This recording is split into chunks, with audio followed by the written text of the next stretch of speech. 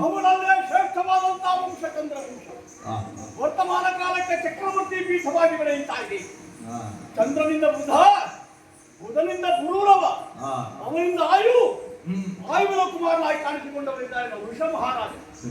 ಅಂತಹ ನಹುಷ ಚಕ್ರವರ್ತಿಗಳ ಕುಮಾರಕನಿದ್ದೇನೆ ನಾನು. ವಿರಜಾದೇವಿಯ ಮಗಳಾದಂತಹ ಪಿತೃದೇವತೆಗಳ ಮಗಳಾದಂತಹ ವಿರಜಾದೇವಿ ಹಾಗೂ ನಹುಷ ಚಕ್ರವರ್ತಿಗಳಂತಾದಂತಹ ಆದರ್ಶಪೂರ್ಣವಾದಂತಹ ದಾಂಪತ್ಯ ಜೀವನದಲ್ಲಿ ಹುಟ್ಟಿಕೊಂಡವರು ನಾವು ಐವರಿದ್ದೇವೆ. ಯತಿ, ಯಯಾತಿ, ಆಯಾತಿ, ಸಂಯಾತಿ, ಸುಯಾತಿ ಎಂಬ ಹಾಗೆ. ನನ್ನ ಅಣ್ಣನಾದಂತಹ ಯತಿ ಬಾಲ್ಯದಲ್ಲಿ ಪ್ರಾಪಂಚಿಕವಾದಂತಹ ಜೀವನದಲ್ಲಿ ವೈರಾಗ್ಯವನ್ನು ಹೊಂದಿ ತಪಸ್ಸಿಗಾಗಿ ಕಾಡಿಗೆ ಹೊರಟು ಹೋದ.